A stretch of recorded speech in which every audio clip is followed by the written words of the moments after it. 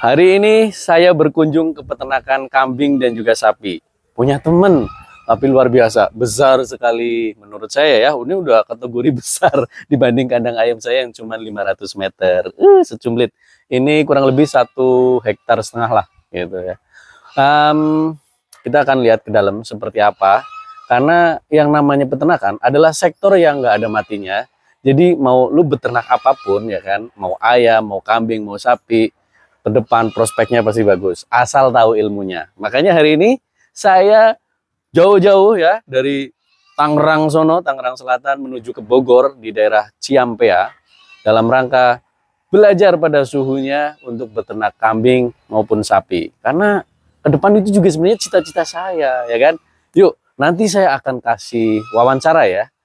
Wawancara dengan para suhunya, dengan suhunya, karena suhunya cuma satu di sini. Dengan suhunya gimana memelihara kambing dan sapi supaya tetap cuan. Let's go. Nah, di belakang saya ini pemandangannya sapi-sapi, men. Kurang lebih ada 50-an sapi ya, dengan bermacam-macam jenis. Tapi yang tadi yang paling berkesan tuh kayaknya sapi mental ya. Dan juga limosin, gede banget. Nah, saya pengen tunjukkan di sini itu ternyata makanan sapi. Ini jerami sebenarnya. Kalau di kampung saya ya ini dibakar-bakar, dibuang-buang gitu ya. Ternyata ini manfaat sekali buat sapi sebagai makanan selingannya gitu ya. Jadi ini sengaja ditumpuk di sini sampai keluar kayak ada jamur-jamurnya. Ternyata ini yang paling disukai oleh sapi. Nah, kemudian di sebelah sana, jangan heran, ini banyak tong-tong ini nih. Ini ternyata tempat atau penyimpanan ya, pakan dari sapi-sapi dan kambing-kambing. Jadi ini konsentratnya dibuatnya di sini. Variabel paling penting, variabel paling memakan biaya itu pakan. Di mana-mana kalau berternak pasti pakan variabel paling tinggi. Nah, di tempatnya Pak Barli ini, beliau bisa mensiasati nih pakan konsentrat dibikin sendiri dari bahan baku bir, ampas tempe, ampas tahu, dan juga ampas apa tuh, ketela. Kalau di kampung saya namanya gaber. Wah, itu dicampur dengan formulasi tertentu ya, sehingga sapi-sapi dan kambing-kambingnya, waduh, gemuk-gemuk sekali. Nah, ini sapi-sapinya. Ini sapi apa jenisnya, Mas? Ini sapi simental. Simetal. Oh, mental. Simental. Mental. Ini yang coklat-coklat ini. Kalau yang coklat-coklat itu namanya peranakan simental. Simental. Jadi cross ya, Kak. Oh. Perkawinan ya.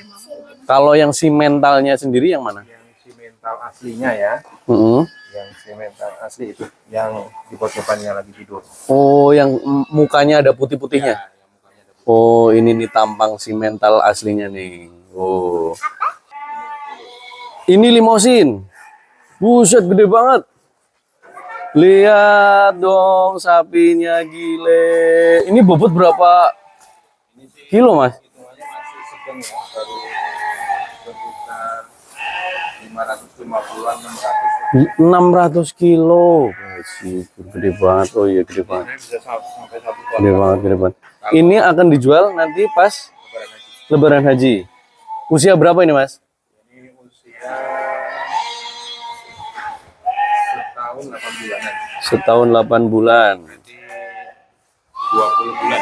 Oh, baru setahun udah segede ini ya? Oke. Waktu 4 bulan di sini memang dia udah Oh, selalu masuk umur 4 bulan? kecil. Hmm. Cuman yang deretan ini aja yang 4 bulan.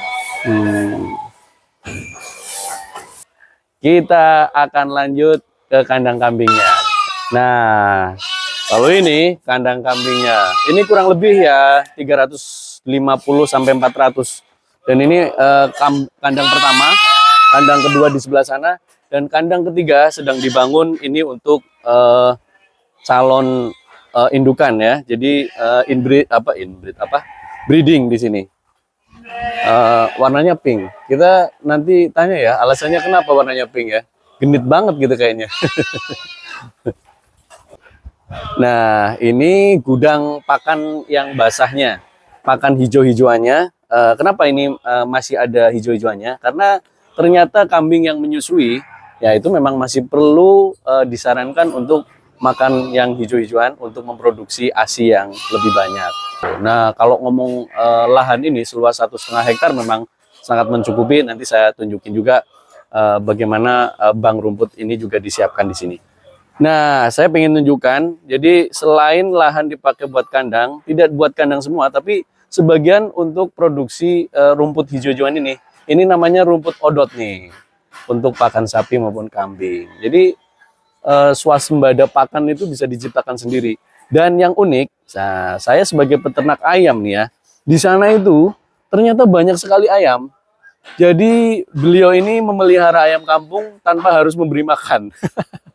Dan ayamnya berkembang biak sendiri.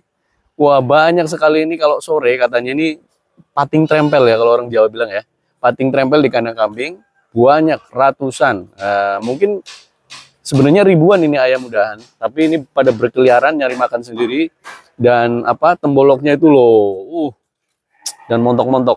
Dan katanya saya sudah disediakan makanan ya di sana. Ayam goreng kampung, kampung asli. Ayam kampung lari katanya di sini. Kita lihat yuk.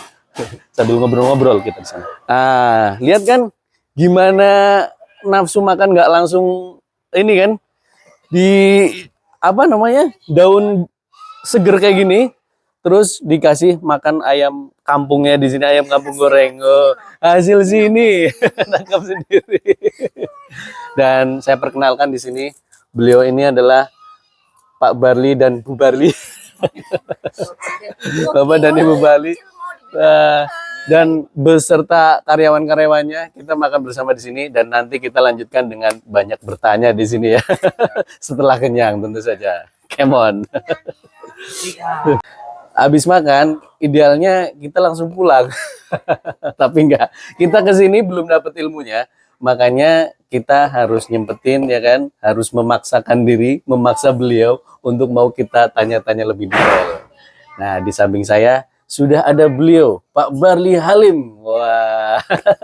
Yo, Pak Barli, thank you. ya Sudah sama-sama. dijamu, sudah disambut dengan luar biasa. Kita makan dari ayam kampung hasil dari piaraan Pak Barli yang tak perlu memberi makan.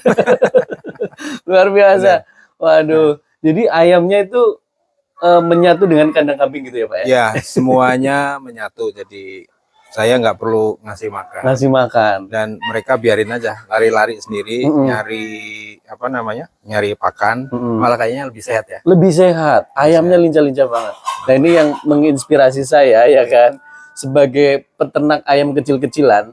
Ternyata dengan beternak kambing dan sapi ini, ayam ternyata ini bisa menjadi bagian yang nggak perlu diperhitungkan, tapi menguntungkan. Nah, saya pernah bikin konten yang namanya berternak itu nggak ada matinya. Nah, peternak kambing, sapi pun ternyata demikian. Ya, menarik ke depannya, makanya saya ingin belajar dari suhunya. Waduh. Pak Barli, oke ya, saya dikasih bocorannya gitu ya, supaya nanti bisa mencoba, nggak perlu trial and error gitu kan.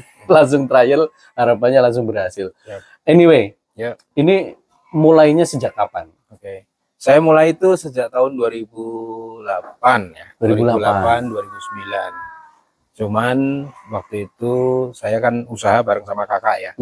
Jadi saya itu posisinya itu lebih pasif. Lebih pasif dan pengelolaan sehari-hari di sini itu kakak sebenarnya. Cuman kemudian selesai tahun 2015 kakak saya bikin usaha sendiri lebih gede, lebih bagus gitu ya. Kemudian ya mau nggak mau saya harus ini kan. Handle sendiri ya? Harus handle sendiri. Nah dari situ saya mulai coba belajar. Belajar langsung. Kebetulan kan yang lebih ini kan saya kerja gitu. Ya. Nah kerja itu harus ngatur waktu antara urusan kantor sama Persis. Sama peternakan gitu kan. Nah itu yang challenge-nya itu di situ. Oke. Gitu sih. Jadi asal tahu saja dia. Jadi kita sebenarnya satu kantor ini. Beliau atasan saya prajuritnya. Waduh. Ya, tapi beliau ternyata inspiratif sekali.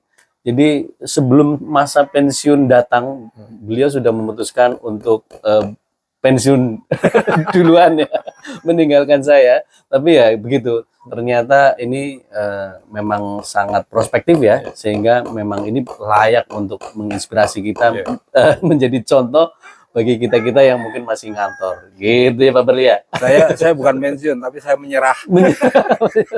Menyerah dari kantor. Aduh, ternyata memang menemukan dunia yang luar biasa. Saya kesini, waduh, bener-bener dah. Pak Bali, Yes. kira-kira kendalanya seperti apa sih buat kita-kita yang mungkin pengen memulai, atau teman-teman di luar sana juga yang pengen memulai di peternakan ini, terutama untuk kambing maupun sapi? Ya. Peternakan sebenarnya bisnis yang nggak menyenangkan ya. Maksudnya nggak menyenangkan kan karena yang kita piara itu barang hidup. Betul. Nah, barang hidup itu kita harus harus memenuhi segala macam kebutuhannya dia. Jadi ya layaknya kita punya anak. Jadi memang itu harus benar-benar diperlakukan seperti anak kita juga. Oke. Jadi kebutuhan mulai dari papan, pangan itu harus sama kesehatan itu harus benar-benar diperhatikan. Itu sih. Kendala terus saja menurut saya itu. Selebihnya kalau makanya kita sudah memulainya sih sebenarnya nggak terlalu ada persoalan ya. Oke. Nah, ngomong-ngomong soal beternak ini kan, kuncinya kalau menurut saya kan variabel pakan nih. Nah, Pak Berli sendiri nih mengsiasati variabel pakan tersebut seperti apa, Pak? Iya. Jadi gini, kalau benar kunci terbesarnya dari sebuah usaha peternakan itu memang kan pakan. Nah, pakan itu yang pertama harus murah, yang kedua harus bergizi. Betul. Nah, memadukan dua hal ini kan yang agak susah ya. Iya. Kebetulan saya tuh dulu suka blusuan, jadi jalan kemana-mana gitu ya, nyari. Ternyata kebutuhan ternak adalah protein sekian persen, kemudian ini sekian persen. Nah, akhirnya dulu saya langganan pakan buatan pabrik, tapi makin kesini saya makin nggak terjangkau. Makanya kemudian saya coba ramu sendiri, yang penting komposisinya tahu. Nah, setelah itu kita kebanyakan pakai limbah. Ya namanya limbah itu kan nggak ada harganya ya. Nah, itu yang kemudian kita manfaatkan, dan alhamdulillah dengan cara kita memanfaatkan limbah, ternyata gizinya masih terpenuhi, dan sisi lain harga itu juga sangat terjangkau. Itu sih. Boleh bocorin sedikit Pak Berli? Yes. Limbahnya itu limbah apa aja? Jadi saya pakai limbah ampaspir. Nah, ampaspir itu kan asal mulanya dari gandum. Nah, gandum itu kan memang proteinnya tinggi banget. Nah, itu setelah diperas untuk diambil airnya, yang itu kemudian difermentasikan. Nah, limbahnya itu dalam bentuk kulitnya sama sisa-sisa ini yang saya ambil. Itu yang pertama. Yang itu sebagai base untuk protein. Yang kedua, saya menggunakan limbah dari pengolahan tepung tapioka dari singkong. Namanya onggok. Onggok, onggok itu saya beli juga, dan itu murah. Onggoknya itu enggak harus onggok yang kering, tetapi bisa pakai onggok yang istilahnya itu onggok semi basah.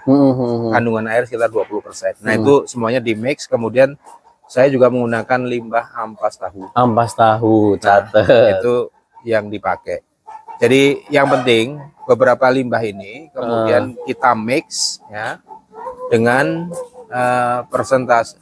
Semua limbah ini kita mix dengan persentase yang kira-kira itu memadai antara kebutuhan protein berapa, karbohidrat berapa, kemudian vitaminnya berapa, sama kandungan unsur-unsur lainnya. Plus saya tambahin dengan garam. Garam. Karena garam itu kan memang namanya juga binatang hidup ya, dia butuh garam. Plus ada kapur. Kapur itu dipakai untuk kalsium. Jadi untuk tulang sama pertumbuhan. Itu sih. Kalau mau lebih ini lagi sebenarnya bikin premix. Pakai premix. Saya premix juga bikin sendiri. Karena semua yang dijual di pabrik itu mahal. Iya. Ya, kita harus intinya jadi intinya jadi peternak rakyat itu harus kreatif lah. Kreatif, betul. Gitu. Nah, kreatif. Menarik sekali bukan? Jadi sebenarnya dari limbah yang ada di sekitar kita, kita bisa manfaatkan. Kadang-kadang kita selalu teriak harga fur mahal kalau di ayam ya. Tapi ternyata juga kalau ngomong protein, kandungan protein tadi kalau bir bisa sampai 40, sebenarnya mungkin jangan-jangan bisa ini juga ya untuk ayam. Jadi teman-teman seperti tadi Pak Barli sampaikan, kreativitas itu memang sangat penting gitu. Apalagi kalau ngomong di Indonesia itu sebenarnya sangat tersedia ya, nyaris semuanya itu ada gitu. Nah, Pak Barli terakhir nih. Buat anak-anak muda nih yang apa ya, sekarang mungkin banyak yang apa ya, yang banyak terjebak dengan sesuatu yang serba instan, menganggap juga peternakan pertanian ini aduh kotor, wah lelah, capek gitu. Nah, ini gimana Pak Barli ke depan kira-kira? Mungkin bisa kasih apa motivasi? Jadi gini, saya sih selalu ingat dengan omongan entah siapa gitu ya. Tetapi yang jelas kunci utama kekuasaan atau penguasaan atau pengaruh dunia itu kan dua. Satu energi, betul. Yang kedua itu pangan. Oke. Ya kan. Jadi kalau kita bisa menguasai energi, maka kita bisa menguasai dunia. Oke. Kemudian kalau kita bisa menguasai pangan, maka kita juga akan menguasai dunia. Nah, peternakan itu kan bagian dari pangan. Betul. Gitu kan. Kita mau cerita apa ya, yang muluk-muluk apa gitu, bisnis apa, tetapi kalau nggak makan kan repot ya. Betul. Nah, makanya ya mungkin kelihatannya kotor gitu, tetapi ingat manusia itu butuh makan. Betul. Itu aja sih. Saya sesederhana itu. Nggak ada matinya. Jadi kalau kamu belum mulai, bakalan ketinggalan. Ini sektor yang nggak ada matinya. Sampai ketemu lagi. Terima kasih Pak Barli. Ya, sama-sama.